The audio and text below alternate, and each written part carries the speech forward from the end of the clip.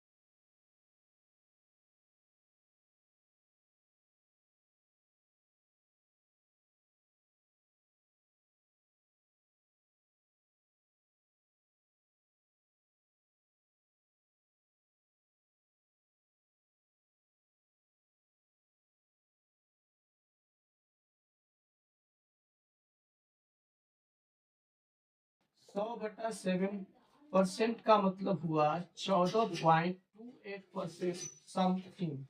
इस प्रश्न का राइट आंसर होगा।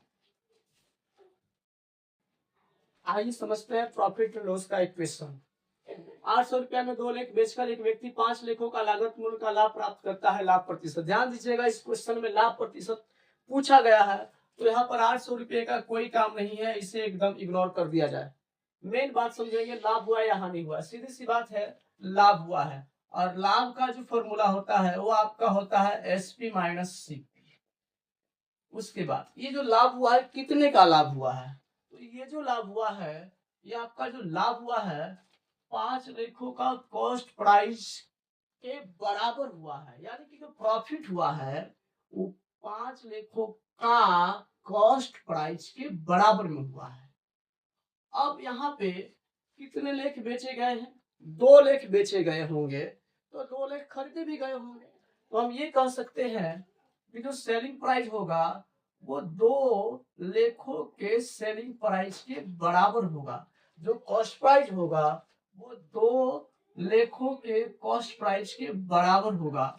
और जब हम इसको इस तरफ लेके आएंगे तो ये आपका बन जाएगा 7 CP बराबर 2 SP। अब सीधे तौर पे हम ये कह सकते हैं कि CP बटा SP का जो मान आएगा 2/7 आएगा। यहाँ 2 यूनिट के किसी वस्तु को 7 यूनिट में बेचने पर प्रॉफिट 5 यूनिट का होगा और प्रॉफिट परसेंट जब निकालेंगे तो प्रॉफिट बटा सीपी होता है इंटू 100। अब यहाँ सीधे हम इसको काटेंगे, ये आपसे 25 से 50 बार में चला जाएगा और ये आपका आएगा 250% इस प्रश्न का सही जवाब। आइए समझते हैं प्रॉफिट एंड लॉस का थोड़ा सा बढ़िया सवाल। 25 लेखों को बेचने के बाद एक दुकानदार 5 लेखों की लागत मूल्य के बराबर लाभ कमाता है। अगर उसने कुल 800 रुपये के लेख खरीदे हैं, उसे कितने में बेचा गया है? ध्यान दीजिएगा, ऐसे क्वेश्चन में सबसे पहले देखते हैं लाभ हुआ या हानि हुआ है। तो यहाँ पर हुआ है प्रॉफिट, और प्रॉफिट जो हुआ होगा सेलिंग प्राइस में से कॉस्ट प्राइस के घटाने के बाद ही हुआ होगा। प्रॉफिट हुआ कितने का है? तो सीधे तौर पे कहा गया है कि 5 लेखों के लागत मूल्य के बराबर हुआ है। जो प्रॉफिट हुआ है 5 लेखों का कॉस्ट प्राइस के बराबर है। प्रॉफिट जो है 5 लेखों के कॉस्ट प्राइस के बराबर हुआ है। और ये प्रॉफिट हुआ कैसे है? तो 25 लेखों के बेचने के बाद हुआ है, यानी कि 25 लेख खरीदा भी गया होगा। तो यहाँ पर टोटल सेलिंग प्राइस जो होगा 25 लेखों के सेलिंग प्राइस के बराबर होगा और यहाँ टोटल कॉस्ट प्राइस जो होगा 25 लेखों के कॉस्ट प्राइस के बराबर होगा। सीधे तौर पे इसको हम इस तरफ जब लाएंगे तो आपके पास मिलेगा 30 सीपी, इधर आपके पास है 25 एसपी। अब यहां से हम कह सकते हैं सीपी बटा एसपी का जो मान आएगा वो आपका आ जाएगा 25/30। इसे कटम कटाई करने के बाद ये आपका आ जाएगा 5/6।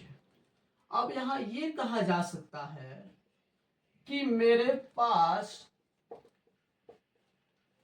5 यूनिट की कीमत वाली एक वस्तु है, उससे सेल किया गया है 6 यूनिट के कीमत पर।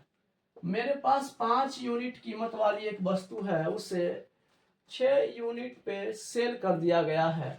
अब यहाँ पर ध्यान दीजिएगा, यहाँ साफ शब्दों में कहा गया है अगर उसने कुल 800 का लेख खरीदा, यानी कि टोटल जितना भी लेख उसने खरीदा होगा, कितने में खरीदा है? तो 800 रुपया में खरीदा है। और यहाँ जो लेख खरीदा है टोटल कितने यूनिट में खरीदा होगा? तो 5 यूनिट में खरीदा होगा। बेचने की बात किया गया है तो टोटल लेख को यहाँ पर बेचा गया है 6 यूनिट में। 6 यूनिट का ही मान पता करना है। तो 6 यूनिट का मान जब पता करेंगे तो आपका फाइनल सेलिंग प्राइस निकल के आएगा और ये जो आपका आने वाला है देंगे तो आपका 160 बार में चला जाएगा और ये आपके पास क्या हो जाएगा? तो 960 रुपया जो होगा इस प्रश्न का सही जवाब होगा। कोई व्यक्ति विक्रय मूल्य पर लाभ प्रतिशत की गणना करता है। अब ये विक्रय मूल्य पे लाभ प्रतिशत की गणना कैसे किया जाता है हम आपको समझाते हैं। उसके अनुसार उसका लाभ 20% है तो उसका वास्तविक लाभ ज्ञात करें। सुनिए, सबसे पहली बात, ये जो उसका प्रॉफिट है, प्रॉफिट कितना है? 20%। और ये प्रॉफिट किस पर है?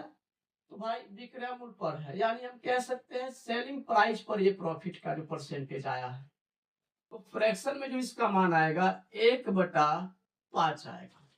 देखिए, जब कभी भी क्वेश्चन में कहा जाए कि विक्रय मूल्य पर लाभ प्रतिशत की गणना किया गया है तो सीधे तौर पे आप ये समझेंगे कि इस फ्रैक्शन में नीचे का जो पार्ट है वो एसपी है और ऊपर का जो पार्ट है वो आपका प्रॉफिट है। यानी आप ये कह सकते हैं कि किसी वस्तु को 5 यूनिट में बेचने पर उसका जो प्रॉफिट हुआ है 1 यूनिट का हुआ है। तो कॉस्ट प्राइस बहुत ही आसानी से आप बता सकते हैं 4 यूनिट का कॉस्ट प्राइस हुआ होगा। अब यहाँ पे वास्तविक लाभ निकालने का मतलब हो गया कि आप क्रय मूल्य पर लाभ प्रतिशत बताएं। ठीक है, वास्तविक लाभ प्रतिशत का मतलब क्रय मूल्य पर लाभ प्रतिशत। अब क्रय मूल्य पर लाभ प्रतिशत बताने के लिए हम क्या करेंगे? तो देखिएगा, लाभ प्रतिशत का जो मान है क्रय मूल्य पर कैसे बताते हैं? तो पहले लिखेंगे लाभ अब बटा क्रय मूल्य इंटू 100 और यहाँ से फाइनल कैलकुलेशन के बाद आपको मिलेगा 25%। अर्थात अगर क्रय मूल्य पर लाभ प्रतिशत की गणना की जाए उसी को हम लोग वास्तविक लाभ प्रतिशत कहते हैं। किसी वस्तु को 800 रुपया में बेचने पर एक व्यक्ति को इसके विक्रय मूल्य पर 20% की हानि होती है, तो क्रय मूल्य पर 25% लाभ कमाने के लिए वस्तु को किस कीमत पर बेचे। यहाँ पर लॉस हो रहा है और लॉस परसेंट का जो मान दिया गया है 20% है। इसका फ्रैक्शन में मान आएगा 1/5। चूंकि ये लॉस जो हुआ है वो विक्रय मूल्य पर हुआ है, इस वजह से फ्रैक्शन में नीचे का पार्ट जो होगा वो विक्रय मूल्य होगा, ऊपर का पार्ट आपका लॉस होगा। 5 यूनिट की सेलिंग प्राइस की कोई वस्तु है, उस पर लॉस जो है 1 यूनिट का है, तो यहाँ पे जो कॉस्ट प्राइस निकल के आएगा वो आपका 6 यूनिट आ जाएगा। अब हम ये कह सकते हैं कि वस्तु को 800 रुपया में बेचा गया है। अब वस्तु को अगर 800 रुपया में बेचा गया होगा तो यहाँ पर यूनिट में उसे 5 यूनिट में बेचा गया था। उसके बाद वस्तु का जो कॉस्ट प्राइस हम निकालना चाहते हैं, इसके लिए 6 यूनिट का मान निकालना पड़ेगा, और 6 यूनिट का मान जब हम निकालेंगे तो ये आपके पास कितना आएगा 16×5=80, यानी कि कॉस्ट प्राइस का मान जो होगा 960 रुपया होगा। अब कह रहा है 25% लाभ कमाना है क्रय मूल्य पर, और क्रय मूल्य पर 25% का लाभ कमाने के लिए किस कीमत पर उसको बेचे, यानी कि सेलिंग प्राइस पूछ रहा है 25% के लाभ के साथ। ठीक है, यह हम कह सकते हैं कॉस्ट प्राइस का 25% लाभ चाहिए, 100% अपने आप में है, सीधे सीधे हम 125% की वैल्यू पता कर लेते हैं, सीधे तौर पे आ जाएगा। यहाँ से इसको हम कैलकुलेट करेंगे तो ये चला जाएगा 0, और यहाँ से देखेंगे तो आपके 5 दूनी का 10 होता है, और ये आपका कितना हो जाएगा, तो 48 दूनी का 96 हो जाएगा। 5 से काटेंगे तो 25 बार में चला जाएगा, तो यहाँ आपका निकल के आएगा 48 × 25। फाइनल कैलकुलेशन करने के बाद 25 8 200, हाथ में 20, अब 25 के 100 और 20 कितना हो जाएगा 120। तो इतना रुपये में इसे क्या किया गया है, बेचा गया है।